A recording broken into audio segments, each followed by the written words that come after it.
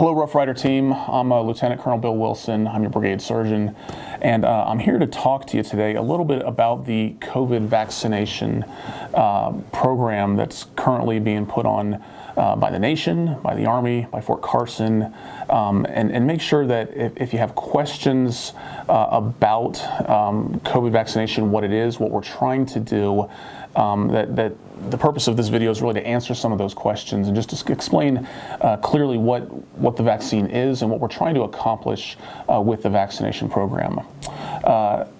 The bottom line is that there's really two vaccines which are currently being offered. There's the Pfizer vaccine and the Moderna vaccine. Both of these are intended to prevent infection with COVID-19.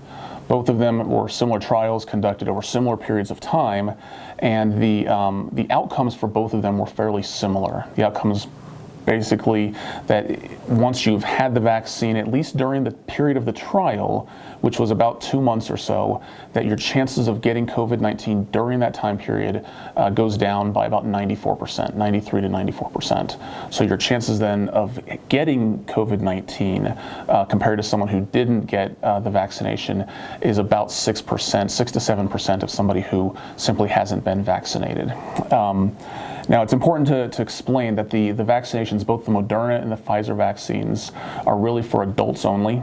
There is not full FDA approval yet for either vaccine, but they're authorized at this point under what's called an emergency use authorization, an EUA, and it's basically one level below final approval for vaccination routinely.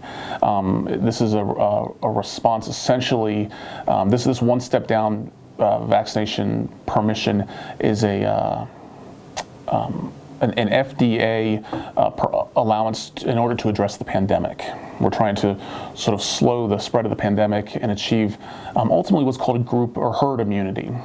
So what's herd immunity? Well, herd immunity basically means that you get enough people in a population, and we think somewhere between 70 to 80%, that when 70 to 80% of a population is immunized, the virus stops spreading routinely. We stop having large levels of community spread, and instead you just get little bits of it spreading here and there, but by and large there's not community spread. What this allows for then is that's essentially the precondition which has to be set in order to allow the backing off of all of the social distancing stuff we're doing, the mask wearing, the maintenance of 6 feet apart, all of the various effects on businesses, restaurants, bars, all that stuff. In order for all of that stuff to be backed off, what has to happen is we have to have essentially wider scale immunity, and hence that's essentially the purpose of the vaccination. So the next question would be, well, what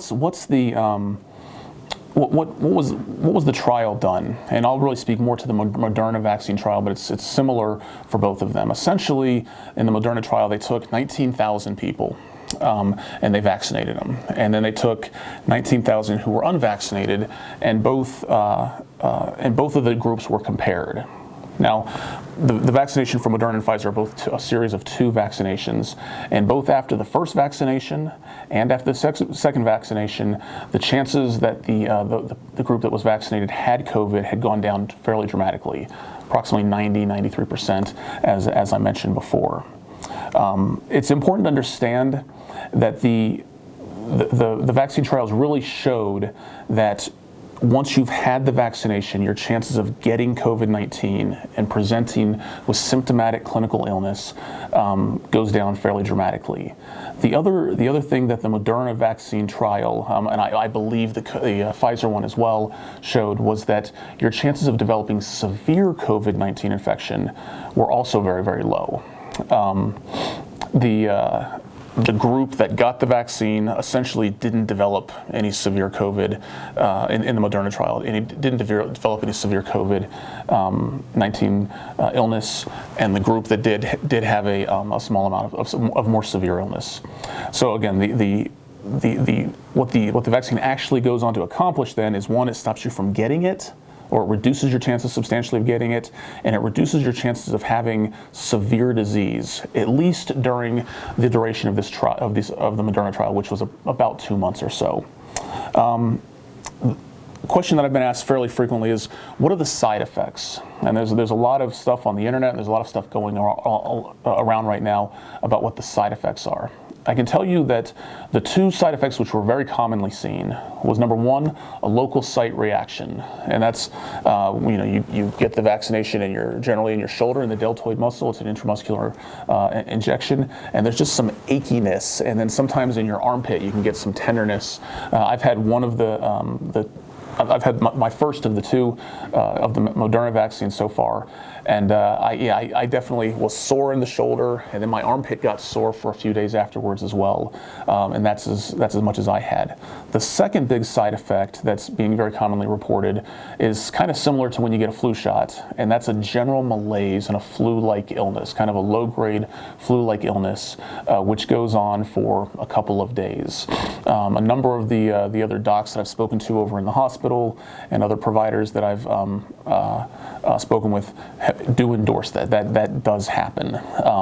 There's other concerns for other side effects. And on the internet, you'll see some stuff about fertility concerns. You'll see some stuff about a sort of a hyperimmunity response, which can cause you to actually get worse COVID. I just don't think there's any great data on that right now. Although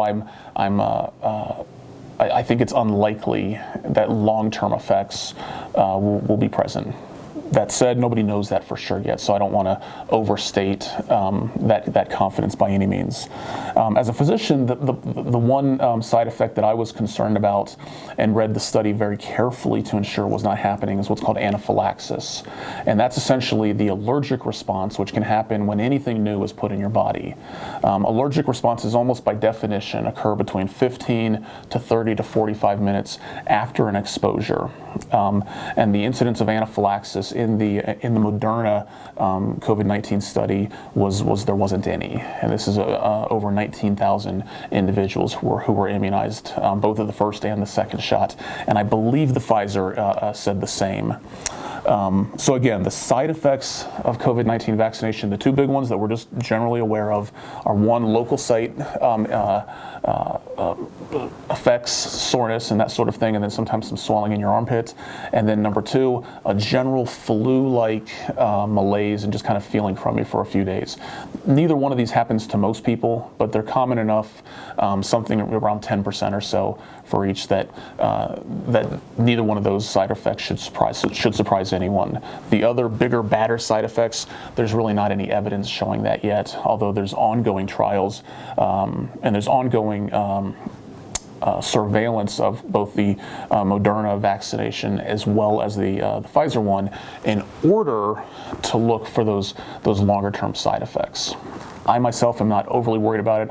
I've had the vaccination myself, and so I guess we'll see, and the data will show that as the studies continue on. So another common question that I've been asked is, if you get vaccinated, can you stop wearing a mask? Can you stop all the social distancing stuff? And you'll see a lot of stuff in the media, and you'll see it from various podcasters and media personalities really kind of disclaiming and kind of beating up the vaccine to say, well, after you get it, you can't stop wearing your mask immediately. But I think it's important to understand that some of those folks are kind of missing the point of the vaccination. The point of the vaccination efforts, both nationally, at state, at federal, and even at our local post level, the point of the vaccination is to achieve herd immunity. That's simply what it is. The reality is that the people that are most at risk for COVID-19 are the elderly and those with lots of pre-existing conditions. So I won't sort of stick a number on a board, but in general, people in their late 60s to 70s to 80s, and those with lots of other illnesses going on, heart disease, lung disease, COPD, etc. Those are the folks who are most vulnerable. But any older, frail person who gets COVID-19 gets it from somebody else. And so the intent of the vaccination effort is to achieve, not just for one person, but for the whole group, for the society, to achieve herd immunity and to take steps and efforts towards getting to herd immunity. A question that will come up, and this is a fair question, from say a 22 or a 25-year-old. Well, they'll say, you know, if I get this shot, I'm putting myself at risk of side effects, and I'm not personally getting a benefit. That's largely true. That's largely true. The counter to that is, I think, and I say this both as an officer, but also as your physician, I think the risks of side effects, based on what we know right now, are fairly low.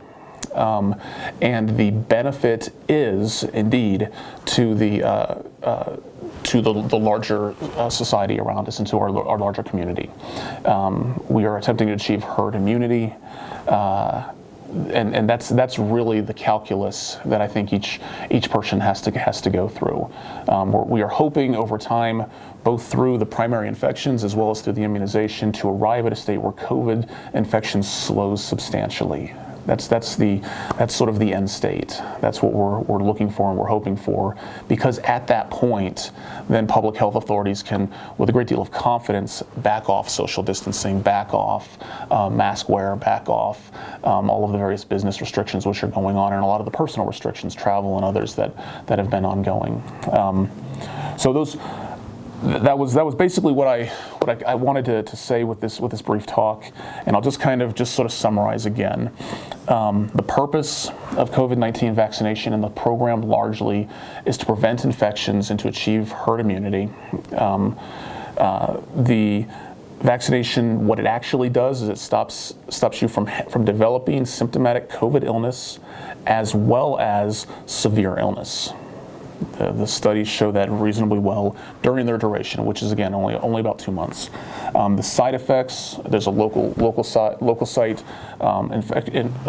reaction wherever you receive the vaccine and whatever muscle group it's injected into, and then just sort of a malaise and a flu-like illness, which is very common for these kinds of vaccinations.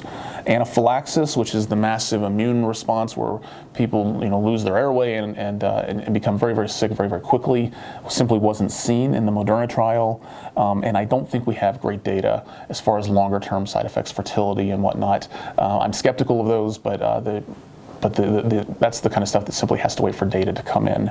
And again, the intent of all of this is to kind of engage with social responsibility in terms of helping to develop herd immunity for the group and for the larger society and your larger community. And that really is the purpose of the program. So with that, I thank you for your time, and steadfast and loyal.